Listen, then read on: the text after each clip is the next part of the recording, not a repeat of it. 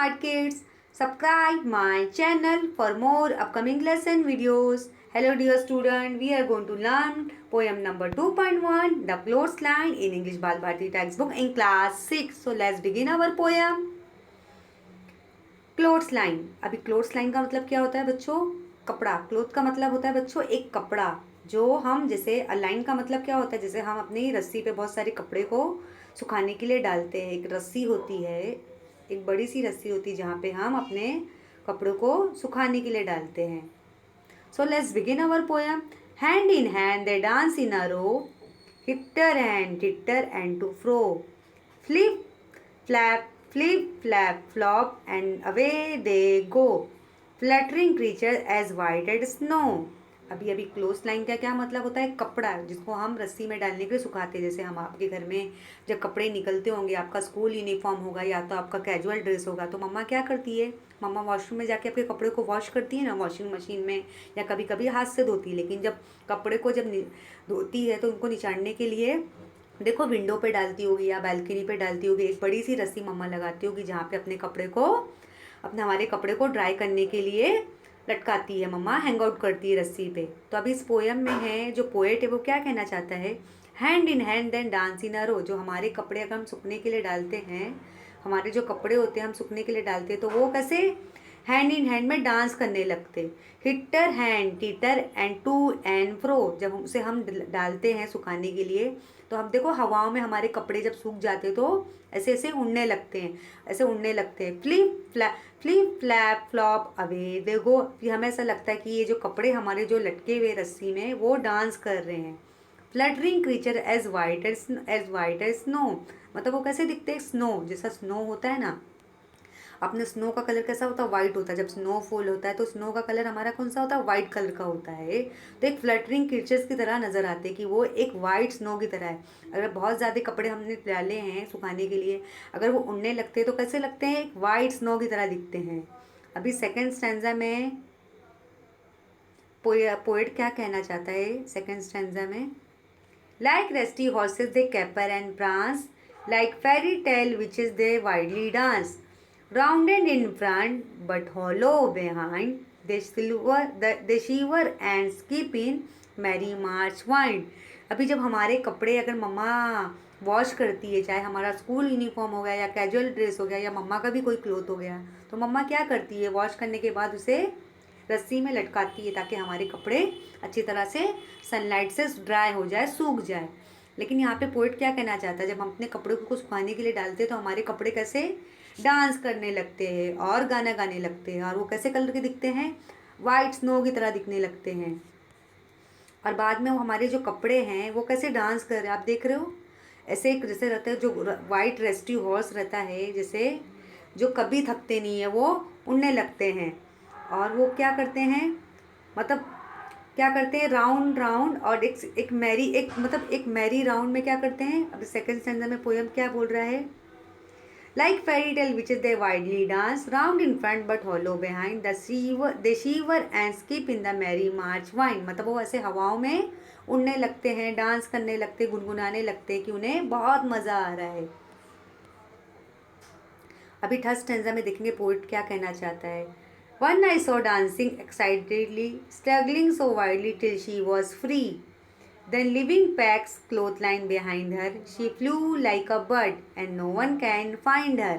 अभी जब हम कपड़े को हम निकालने को जाते हैं तो कभी कभी कुछ कपड़े क्या हो जाते हैं? निकलने लगते हैं। मतलब अपने आप ही इतना हवा का जोर सा झोंका आता है जो हमारे कपड़े जो हमारे रस्सी में लगे होते हैं। जैसे मम्मा ने क्या किया, मम्मा ने एक बकेट लिया, मम्मा ने आपके स्कूल के यूनिफॉर्म को वॉश किया, या आपका टी शर्ट को वॉश किया, या मम्मा ने बेडशीट वॉश किया, पिलो कवर वॉश किया, या अपने खुद के कपड़े धोए, तो मम्मा ने क्या किया?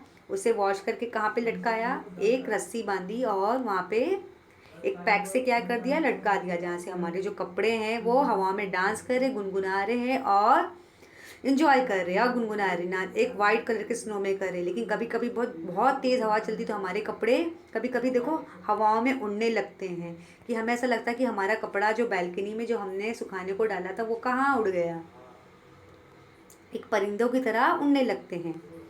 अभी फोर्थ स्टैंजा में क्या पोएट कहना चाहता है? I saw her gleam like a sail in the sun, flipping and flop. I saw her gleam like a sail in the sun, flipping and flapping and flopping for fun. Nobody knows where she now can be, hid in ditch or drawn in the sea. अभी जब हमने अपने कपड़ों को सुखाया है, balcony में डाला है, जैसे मम्मा ने डाला है सुखाने के लिए बालकनी में, अच्छी तरह से पैक वगैरह भी लगा दिया, क्लिप वगैरह भी लगा दिया है, लेकिन जब तेज़ हवाओं चलती तो हमारे कपड़े कैसे उड़ने लगते हैं और हवाओं में डांस करने लगते हैं, नाचने लगते हैं।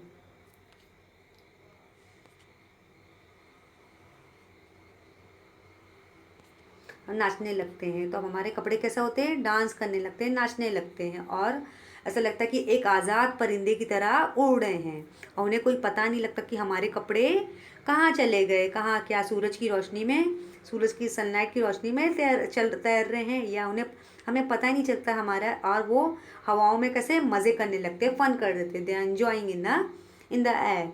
फिर हमें पता ही नहीं रहता कि हमारा कपड़ा जो है फ्लाई होके कहाँ गया, क्या शायद वो हिडन डिच, मतलब डिच का मतलब कोई खाई में तो या कोई गड्ढे में तो नहीं छुप गया, ड्रॉन इन द सी, या कोई समंदर में, क्या कोई कोई डिच में तो नहीं कहीं छुप गया, या कोई समंदर में तो नहीं छुप गया, कोई समंदर में तो नहीं डूब गया।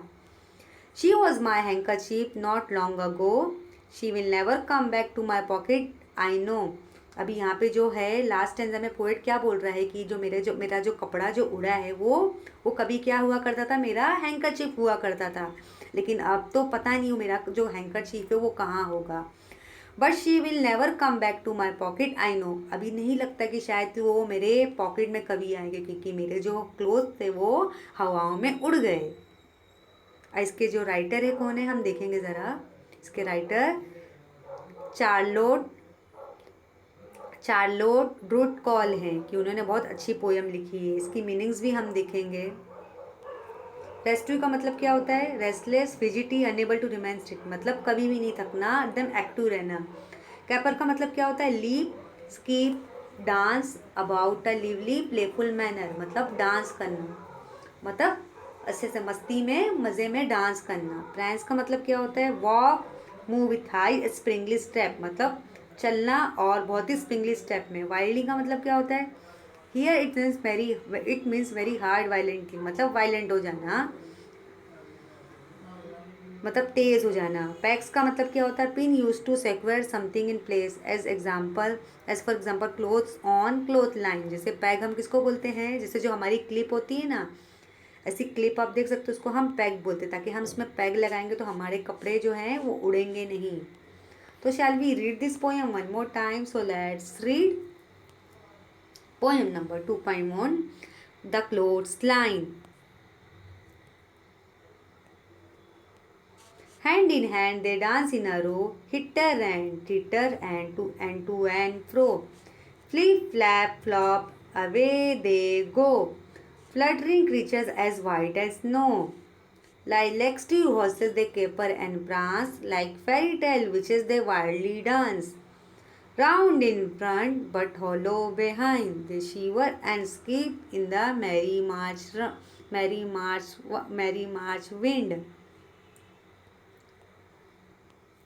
Once I saw dancing excitedly, struggling so wildly till she was free, then leaving Pack's clothesline behind her, she flew like a bird, and no one can find her. I saw her gleam like a sail in the sun, flipping and flopping for fun. Nobody knows where she now can be, hid in ditch and drawn in the sea. She was my handkerchief not long ago, but she will never come back to my pocket, I know.